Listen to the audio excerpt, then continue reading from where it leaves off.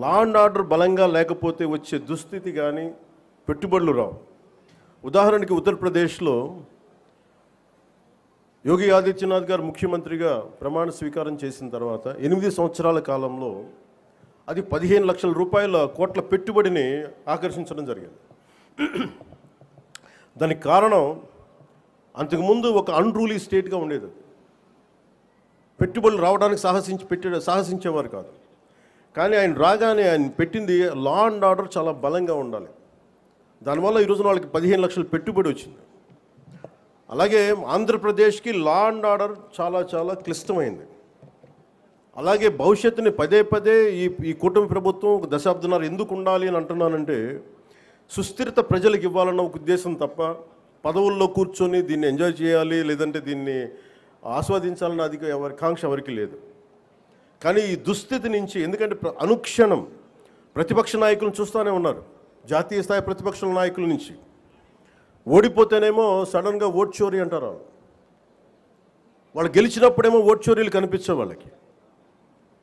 గత ప్రభుత్వంలో కూడా చూసాం. 2019లో వాళ్ళు గెలిచినప్పుడు మేము ఎక్కడా మాట అనలా.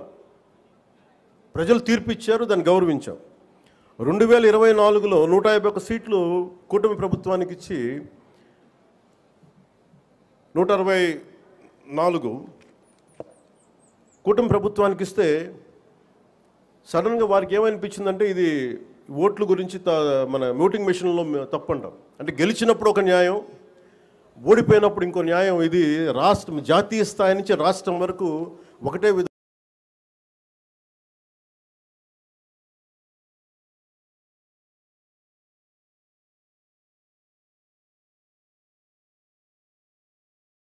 దేశాలన్నిటికీ కూడా అంతర్గతంగా అస్థిరత సృష్టించడం వాడి విధానం. మనం దాంట్లో అంతర్జాతీయ కుట్రలో భాగంగా చూడాలి ఇదంతా. ఎప్పుడైతే భారతదేశం అంతర్గతంగా బలహీనపడొద్దో, ఒక కోటని దెబ్బ కొట్టాలంటే బయటవాడు కొట్టడం కంటే కూడా లోపల ఉన్నవాడు తలుపు తీస్తే వచ్చే నష్టం ఎక్కువ. అందుకని ఎప్పుడు కూడా విదేశీ శక్తులు అంతర్గతంగా ఎవరున్నారు భారతదేశంలో, వాళ్ళకి ఎలాంటి ఇన్ఫర్మేషన్ ఇస్తే బాగుంటుంది, వాళ్ళ ఎజెండాని వీళ్ళందరూ మోస్తున్నారు. దీన్ని ప్రజలందరూ కూడా చాలా సునిశ్చితంగా గమనించాలి. ఇది ఏమైపోతుంటే ఒక్కసారి వాళ్ళని లోపలికి రానిచ్చామా, మీరు 2019, 2024 చూశారు. రోడ్డు మీదకి రావాలంటే భయాలు వచ్చినాయి ఒక్కొక్కళ్ళకి. ఈ రోజున కూటమి ప్రభుత్వాన్ని తిట్టడానికి ఎవరు ఇబ్బంది పట్టట్లా. దేనికంటే ఇది ప్రజాస్వామ్యం, దీన్ని గౌరవించడానికి ప్రతి ఒక్కరికి మాట చెప్పేది. మీరు ఒక బాధ్యతగా మాట్లాడాలి, సద్విమర్శను సంపూర్ణంగా స్వీకరించే పరిస్థితులు ఉన్నాయి. కానీ గత ప్రభుత్వంలో చూస్తే విమర్శ చేయడానికి భయపడేవాళ్ళు. పోలీస్ అధికారులు డ్యూటీ చేయడానికి భయపడేవాళ్ళు. అధికారులు ఎనీ సివిల్ డిపార్ట్మెంట్స్ ప్రతి ఒక్కరు కూడా భయపడేవాళ్ళు. అడ్డగోలుగా దోచేసుకున్నారు.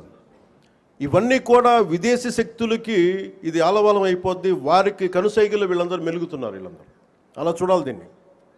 అందుకని ప్రజల్ని నేను కోరుకునేది, ఈ 79వ స్వాతంత్ర దినోత్సవ శుభ సందర్భంగా మీరు అంతర్గత శత్రువుల్ని ఒక కంట ఇప్పుడు మీరు కనిపెట్టి ఉండాలి.